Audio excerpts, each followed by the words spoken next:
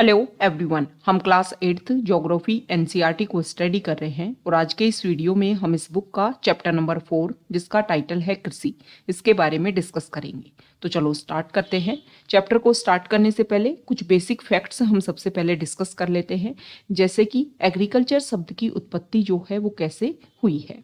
Agriculture शब्द की उत्पत्ति लैटिन शब्दों एगर या एग्री जिसका अर्थ मृदा और कल्चर जिसका अर्थ कृषि करने से हुई है। अब यहाँ पर कुछ बेसिक बातें बताई हुई हैं कि कोई भी जो पौधा है उससे हम कुछ भी परिष्कृत करते हैं और फिर उस परिष्कृत पदार्थ से हम कुछ उत्पाद बनाते हैं। तो इस तरीके से उत्पाद तक का जो रूपांतरण होता है, इसमें 3 प्रकार की आर्थिक क्रियाएं सम्मिलित हैं। ये प्राथमिक, द्वितीयक और तृतीयक क्रिया है। और ये जो प्राथमिक, द्वितीयक और तृतीयक क्रियाएं जो हैं वो ही हमारे अर्थव्यवस्था के 3 प्रमुख क्षेत्र हैं। प्राथमिक क्षेत्र, द्वितीयक क्षेत्र और तृतीयक क्षेत्र। ओके, आप इसको इस तरीके से समझिए कि मान लो हमने गेहूं का पौधे लगाए, गेहूं की खेती हमने की, गेहूं से हमें क्या मिले, गेहूं का जब हमने उसकी कटाई की तो हमें गेहूं का जो दाने हैं वो मिले। उसके बाद में हमने उसका परिवहन किया, एक जगह पर लेकर के गए, उसको इकट्ठा किया, उद्योग क्षेत्र में इसका उपयोग किया गया, गेहूं को पीस करके उसका आटा बनाया गया, आटे से फिर डबल रोटी बनाएगी और जो डबल रोटी है फिर उसका यूज किया गया। मतलब पौधे से जो हमें गेहूं मिले उसको उत्पाद तक बनाने में जो एक प्रोसीजर हुआ उसमें 3 तरीके की क्रियाएं शामिल हैं जिनको हम प्राथमिक, द्वितीयक और तृतीयक क्रियाओं के नाम से जानते हैं। तो जो प्राथमिक क्रियाएं जो होती है उसके अंतर्गत उन सभी क्रियाओं को शामिल किया जाता है जिसका संबंध प्राकृतिक संसाधनों के उत्पादन और निष्कर्षण से है। मतलब जो हम खेती करते हैं, जो हम कृषि करते हैं, उसमें किसी को भी उगाना, फिर उसको कटाई करना और उससे जो उत्पाद जो हमें मिलता है उसको निष्कर्षित करना, ये सारी चीजें जो हैं वो प्राथमिक क्रियाओं में आती हैं। और इसमें शामिल है कृषि, मत्स्यन और संग्रहण, इसके अच्छे उदाहरण हैं। द्वितीय क्रियाओं की अगर हम बात करें तो इसमें संसाधनों के प्रसंस्करण से संबंधित है। मतलब इस्पात विनिर्माण, डबल रोटी पकाना और कपड़ा बुनना इन क्रियाओं के उदाहरण हैं। और तृतीय क्रियाएं जो हैं वो प्राथमिक और द्वितीय क्षेत्र को सेवा कार्यों द्वारा सहयोग प्रदान करती हैं, जैसे कि यातायात, व्यापार, बैंकिंग, बीमा, विज्ञापन, ये तृतीय क्रियाओं के उदाहरण हैं। आप सिंपल लैंग्वेज में इस तरीके से समझिए कि जो हमारी प्राथमिक क्षेत्र है उसमें हम कोशिश करते हैं कि प्राकृतिक संसाधनों का उपयोग करके जो उत्पादित करते हैं वो प्राथमिक क्षेत्र में आते हैं। उसके बाद में दूसरा जो क्षेत्र है उसको हम उद्योग क्षेत्र के नाम से जानते हैं। और जो तृतीय क्षेत्र है जिसको हम अर्थव्यवस्था के बेसिस पर भी डिस्कस करते हैं इन तीनों क्षेत्रों को, तो तृतीय क्षेत्र में सेवाएं क्षेत्र आती है। तो कृषि जो है वो एक प्राथमिक क्रिया है। मतलब फसलों, फलों, सब्जियों, फूलों को उगाना और पशुधन पालन इसमें शामिल है। विश्व में जो 50% लोग हैं वो कृषि से संबंधित क्रियाओं में संलग्न हैं। भारत की 2/3 जनसंख्या अब तक कृषि पर निर्भर है। अब जो कृषि है वो किस चीज के ऊपर निर्भर करती है, तो अनुकूल स्थलाकृति, मतलब आपके पास जो जमीन है वहां पर स्थलाकृति अनुकूल होना चाहिए। ऐसा नहीं है कि पहाड़ी क्षेत्र है तो वहां पर कृषि करना आपके लिए बहुत ज्यादा टफ रहेगा। मृदा और जलवायु कृषि क्रियाकलाप के लिए अनिवार्य है। जिस भूमि पर फसलें उगाई जाती हैं कृषिगत भूमि कहलाती है। ओके, अब यहाँ पर मैप हमें दे रखा है और उसमें मैप में बता रखा है कि कौन सी जो क्षेत्र है वहां पर कृषि हो सकती है पूरे वर्ल्ड में। तो यहाँ पर ग्रीन ग्रीन कलर जो आपको दिख रहा है वो सारे क्षेत्र ऐसे हैं जहाँ पर कृषि हो सकती है। यहाँ पर अगर हम भारत का मैप देखें तो भारत का लगभग ये यहाँ पर नॉर्थ में हिमालयन क्षेत्र आ गया। वैसे अगर हम कंप्लीट क्षेत्र देखें तो कंप्लीट क्षेत्र जो है वो कृषि उपयोग वाला क्षेत्र है, इसीलिए 2/3 जनसंख्या जो है वो यहाँ पर कृषि पर निर्भर करती है। अब यहाँ पर कुछ इंपोर्टेंट वर्ड है जैसे कि एग्रीकल्चर। एग्रीकल्चर यहाँ पर एग्री, सेरी, पिसी, विटी, हॉर्टी और प्लस में कल्चर। कल्चर का मतलब खेती करना और ये सारी चीजें उससे संबंधित जिनकी खेती की जाएगी। तो एग्रीकल्चर मतलब कृषि, मृदा की जुताई, फसलों को उगाना, पशुपालन का विज्ञान एवं कला है, इसे खेती भी कहते हैं। नेक्स्ट है सेरीकल्चर, रेशम उत्पादन। रेशम के कीटों का वाणिज्यिक पालन यह कृषक की आय में पूरक हो सकता है। नेक्स्ट है पिसीकल्चर, मत्स्य पालन, विशेष रूप से निर्मित तालाबों और पोखरों में मत्स्य पालन करना पिसीकल्चर कहलाता है। विटीकल्चर मतलब द्राक्षा कृषि, अंगूरों की खेती। नेक्स्ट है हॉर्टिकल्चर, उद्यान कृषि, वाणिज्यिक उपयोग के लिए सब्जियों, फूलों और फलों को उगाना हॉर्टिकल्चर कहलाता है। अब बात करेंगे कृषि तंत्र की। देखो, कृषि या खेती को एक तंत्र के रूप में देखा जा सकता है। इसके महत्वपूर्ण निवेश बीज, उर्वरक, मशीनरी और श्रमिक है। मतलब कृषि को करने में ये सारी चीजें आपको चाहिए ही चाहिए। जुताई, बुआई, सिंचाई, निराई, गुड़ाई, ये सारी कुछ अन्य संक्रियाएं हैं। इन तंत्र के निर्गतों के अंतर्गत फसल, ऊन, डेयरी और कुक्कुट उत्पाद आते हैं। मतलब लास्ट में आपको जो है वो ये सारे प्रोडक्ट मिल जाएंगे अगर आप ये सारी चीजें इन्वॉल्व करोगे तो यहाँ पर भूमि के बारे में, कृषि के बारे में बता रखा है कि निवेश में आपको क्या क्या चाहिए। मशीनरी लगानी पड़ेगी, बीज देने पड़ेंगे और रसायन जो है वो देने पड़ेंगे। प्रक्रम, प्रोसीजर जो है उसमें जुताई, बुआई, छिड़काव जो किया जाता है और निर्गत मतलब उत्पाद के रूप में आपको फसल मिल जाती है। अब यहाँ पर कौन कौन से निवेश, जिसमें मानवीय निवेश क्या है, भंडारण, श्रम, मशीनरी, रसायन, ये मानवीय निवेश है। और भौतिक निवेश क्या क्या है, सूर्य प्रकाश, तापमान, ढाल, मृदा, वर्षा, ये सारी चीजें जब अनुकूल होती हैं तब जाकर के फसल का उत्पादन होता है। कृषि के प्रकारों की बात कर लेते हैं। देखो, विश्व में कृषि विभिन्न तरीकों से की जाती है। भौगोलिक दशाओं, उत्पाद की मांग, श्रम और प्रौद्योगिकी के स्तर के आधार पर कृषि मुख्य प्रकार से दो भागों में वर्गीकृत की जा सकती है और ये है निर्वाह कृषि और वाणिज्यिक कृषि। यहाँ पर बता रखा है जैविक कृषि के बारे में। इस प्रकार की जो कृषि होती है उसमें रासायनिक खादों के स्थान पर जैविक खाद और प्राकृतिक पीड़कनाशी का उपयोग किया जाता है। फसलों का उत्पादन बढ़ाने के लिए कोई आनुवंशिक रूपांतरण जो है वो बीजों में नहीं किया जाता है। तो यहाँ पर हमने देखे कि कृषि दो प्रकार की, निर्वाह कृषि और वाणिज्यिक कृषि। सिंपल तरीके से आप समझ लो कि सिर्फ जिंदगी जीने के लिए, जीवन यापन करने के लिए जो कृषि की जाती है उसको बोलते हैं निर्वाह कृषि। और वाणिज्यिक कृषि मतलब बड़े उद्योग स्तर पर जब उत्पादन किया जाए तो उसको बोलते हैं वाणिज्यिक कृषि। तो निर्वाह कृषि की अगर हम बात करें तो इस प्रकार की कृषि में जो कृषक परिवार जो है उसकी आवश्यकताओं को पूरा करने के लिए कृषि की जाती है। पारंपरिक रूप से कम उपज प्राप्त करने के लिए निम्न स्तरीय प्रौद्योगिकी, मतलब जब सिर्फ परिवार के लिए किया जाता है ना तो उसमें टेक्नोलॉजी का ज़्यादा यूज़ नहीं किया जाता। ज़्यादातर जो है वो पारिवारिक श्रम, मतलब परिवार के लोग मिलकर ही खेती कर लेते हैं। तो निर्वाह जो कृषि है उसको भी दो भागों में बांटते हैं, पुनः गहन निर्वाह कृषि और आदिम निर्वाह कृषि। गहन निर्वाह कृषि क्या होता है, इसमें किसान जो है वो छोटे भूखंड पर साधारण औजार, अधिक श्रम से खेती करता है। अधिक धूप वाले दिनों में युक्त जलवायु और उर्वर मृदा वाले क्षेत्र में एक वर्ष में एक से अधिक फसलें उगाई जा सकती हैं। चावल मुख्य फसल होती है, अन्य फसलों में गेहूं, मक्का, दलहन और तिलहन है। गहन निर्वाह कृषि जो है वो दक्षिणी पूर्वी और पूर्वी एशिया के सघन जनसंख्या वाले मानसूनी प्रदेशों में प्रचलित है। अब बात कर लेते हैं आदिम निर्वाह कृषि की। तो आदिम निर्वाह कृषि में स्थानांतरित कृषि और चलवासी पशुचारण जो है वो शामिल है। स्थानांतरित कृषि मतलब एक बार यहाँ पर कृषि की कुछ सालों तक, फिर यहाँ की जब वो जो उपजाऊपन है वो खत्म हो गया, दूसरी जगह जाकर के पेड़ पौधों को काट करके जमीन तैयार की, वहां पर कर ली। और चलवासी पशुचारण मतलब जो पशुओं में ही अपनी आजीविका चलाते हैं। अभी पशुओं को लेकर के यहाँ चरा रहे हैं, फिर यहाँ पर चले गई, फिर यहाँ पर चले गई। इसके अलावा अगर हम देखें तो हमारे जम्मू और कश्मीर वाला जो रीजन है वहाँ पर कुछ ऐसे लोग भी होते हैं जो गर्मियों के टाइम में पहाड़ी क्षेत्रों पर चल जाते हैं, जिनको गढ़वाल और बकरवाल जो जातियां हैं उनसे बिलोंग करते हैं।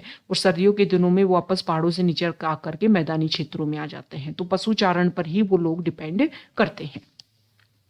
स्थानांतरित कृषि की अगर हम बात करें तो अमेजन बेसिन के सघन वन क्षेत्र, उष्ण कटिबंधीय अफ्रीका, दक्षिणी पूर्व एशिया और उत्तरी पूर्वी भारत के भागों में प्रचलित है स्थानांतरित कृषि। ये कहाँ पर होती है, जहां पर भारी वर्षा और वनस्पति जो है वो तीव्र पुनर्जनन, मतलब एक जगह आपने पेड़ काटे फिर उसको आपने कुछ समय के लिए छोड़ा तो दोबारा से यहाँ पर बहुत जल्दी पेड़ जो है वो पनप जाए, ऐसे जगहों पर सबसे ज्यादा स्थानांतरित कृषि देखने को मिलती है। वृक्षों को काटकर जलाकर भूखंड को साफ किया जाता है और तब राख को मृदा में मिला दिया जाता है। मक्का, रतालू, आलू और कसावा जैसी फसलों को यहाँ पर उगाया जाता है। भूमि की उर्वरता की समाप्ति के बाद वह भूमि छोड़ दी जाती है और कृषक नए भूखंड पर चला जाता है। स्थानांतरित कृषि को कर्तन और दहन कृषि के नाम से भी जाना जाता है। अब ये जो स्थानांतरित कृषि है उसको पूरे विश्व में अलग अलग भागों में अलग अलग नामों से जाना जाता है, ये आपको पता होनी चाहिए। बहुत बार एग्जाम में इस तरह के क्वेश्चन पूछ लेते हैं कि मिल्पा जो है वो कहाँ पर बोला जाता है स्थानांतरित कृषि को, ओके, या फिर झूमिंग, रोका, लदांग। तो देखो, झूमिंग बोला जाता है हमारे उत्तरी पूर्वी भारत में, मिल्पा बोला जाता है मैक्सिको में, रोका बोला जाता है ब्राजील में और लदांग बोला जाता है मलेशिया में। अब बात कर लेते हैं चलवासी पशुचारण की। तो सहारा के अर्धशुष्क और शुष्क प्रदेशों में, मध्य एशिया और भारत के कुछ भागों जैसे राजस्थान और जम्मू एंड कश्मीर में प्रचलित है इस प्रकार की कृषि। इस प्रकार की कृषि में पशु चारक अपने पशुओं के साथ चारे और पानी के लिए एक स्थान से दूसरे स्थान पर निश्चित मार्गों में घूमते हैं। इस प्रकार की गतिविधि जो है वो जलवायु बाधाओं भूभाग की प्रतिक्रिया स्वरूप उत्पन्न होती है। पशु चारक मुख्यतः भेड़, ऊंट, मवेशी, याक और बकरियां पालते हैं। पशु चारक और उनके परिवारों के लिए दूध, मांस, ऊन, खाल और अन्य उत्पाद उपलब्ध कराते हैं पशु। देखो, जब भी आप राजस्थान वाले क्षेत्र में आओ तो आप देखना वहां पर सड़कों पर आपको इस तरीके के झुंड देखने को मिल जाएंगे जानवरों के। तो एक तरीके से वो कौन सी कृषि कर रहे हैं? चलवासी पशुचारण। अब बात कर लेते हैं वाणिज्यिक कृषि की। वाणिज्यिक कृषि में जो फसल उत्पादन है और पशुपालन बाजार में विक्रय हेतु किया जाता है, मतलब बड़े लेवल पर कृषि की जाती है। इसमें विस्तृत कृषि क्षेत्र और अधिक पूंजी का उपयोग किया जाता है। अधिकांश कार्य मशीनों से किया जाता है। वाणिज्यिक कृषि में वाणिज्यिक अनाज कृषि, मिश्रित कृषि और रोपण कृषि जो है शामिल है। सबसे पहले बात कर लेते हैं वाणिज्यिक अनाज कृषि। तो इसमें जो फसलें हैं वो वाणिज्यिक उद्देश्य से उगाई जाती हैं। गेहूं और मक्का सामान्य रूप से उगाई जाती हैं। उत्तरी अमेरिका, यूरोप और एशिया के जो शीतोष्ण घास के मैदान हैं वहां पर वाणिज्यिक अनाज कृषि के प्रमुख क्षेत्र हैं। ये क्षेत्र सैकड़ों हेक्टेयर के बड़े फार्मों में युक्त विरल आबादी वाले क्षेत्र, मतलब आबादी तो है कम, क्षेत्र है ज्यादा और उपजाऊ जमीन है, तो वहां पर ये खेती की जाती है। अत्यधिक ठंड जो है वो वर्धन काल को बाधित करती है, मतलब कृषि को बाधित करती है। तो ऐसे क्षेत्रों में केवल एक ही फसल जो है उगाई जाती है। अब बात करें मिश्रित कृषि की, तो इसमें भूमि का उपयोग भोजन व चारे की फसलें उगाने के लिए, मतलब यहाँ पर खेती भी की जाती है इसमें और साथ में पशुपालन भी किया जाता है। यह जो है यूरोप, पूर्वी संयुक्त राज्य अमेरिका, अर्जेंटीना, दक्षिणी पूर्वी ऑस्ट्रेलिया, न्यूजीलैंड और दक्षिणी अफ्रीका में प्रचलित है। अब बात कर लेते हैं रोपण कृषि की। वाणिज्यिक कृषि का ही एक प्रकार है रोपण कृषि, और इसमें चाय, कहवा, काजू, रबड़, केला और कपास की एकल फसल उगाई जाती है। वृहत पैमाने पर श्रम और पूंजी की आवश्यकता होती है। उत्पाद का प्रसंस्करण खेतों पर ही या निकट के कारखानों में किया जाता है। इस प्रकार इस कृषि में परिवहन जाल के विकास की अनिवार्यता होती है। रोपण कृषि के मुख्य क्षेत्र विश्व के उष्ण कटिबंधीय प्रदेशों में पाए जाते हैं। मलेशिया में रबड़, ब्राजील में कहवा, भारत और श्रीलंका में चाय इसके उदाहरण हैं। अब मुख्य फसलें जो मेन फसलें हैं उनके बारे में कुछ बेसिक फैक्ट डिस्कस करेंगे। जैसे कि बहुत बार इस तरीके से आपको किसी फसल के बारे में बता देंगे कि टेम्परेचर इतना होना चाहिए, इस तरीके की मृदा होनी चाहिए और इस समय में इसको उगाया जाता है। तो बताओ, आंसर में 4 ऑप्शन दे देंगे, पूछ लेंगे कि कौन सी ये फसल से रिलेटेड महत्वपूर्ण परिस्थितियां हैं। तो आपको पता होना चाहिए कि कौन सी फसल जो है वो किस तरीके से उगाई जाती है, कौन से समय में उगाई जाती है। बढ़ती हुई जनसंख्या की आवश्यकताओं को पूरा करने के लिए विविध प्रकार की फसलें उगाई जाती हैं।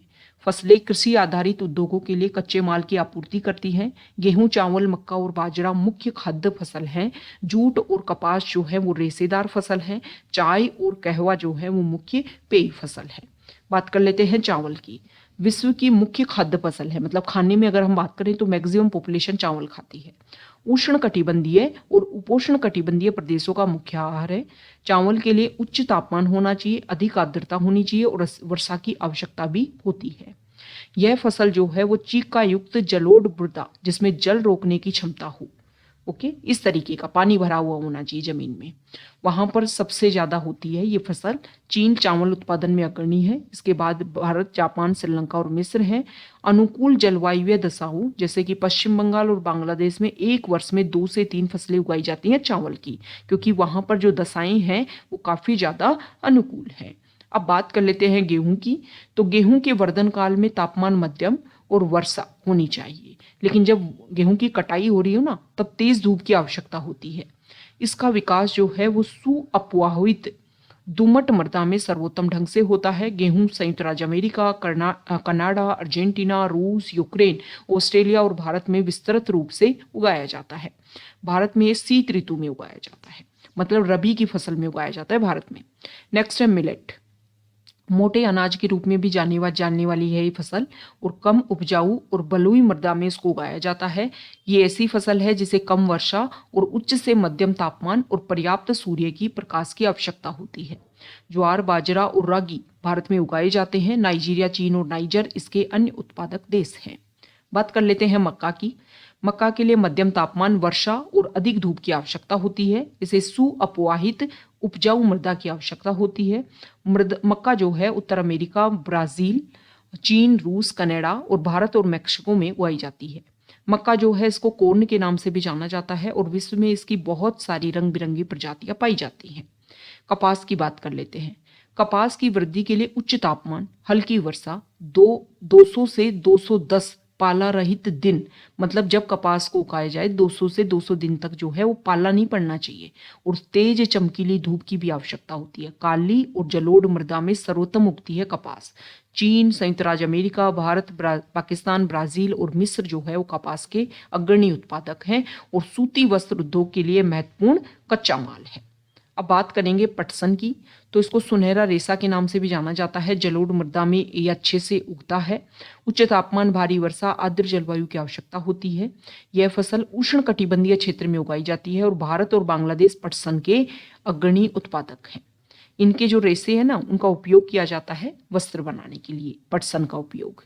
और ये कैसे रेशे हैं? प्राकृतिक रेशे हैं। कॉफी, इसके लिए गर्म और आर्द्र जलवायु, सुअपवाहित दोमट मृदा की आवश्यकता होती है। इस फसल की वृद्धि के लिए पर्वतीय ढाल अधिक उपयुक्त है। ब्राजील कॉफी का अग्रणी उत्पादक है और इसके पश्चात कोलंबिया और भारत है। ओके, नेक्स्ट है चाय। बागानों में उगाई जाने वाली पेय फसल है। इसकी कोमल पत्तियों की वृद्धि के लिए ठंडी जलवायु और वर्ष भर जो है वो समवितरित उच्च वर्षा की आवश्यकता होती है।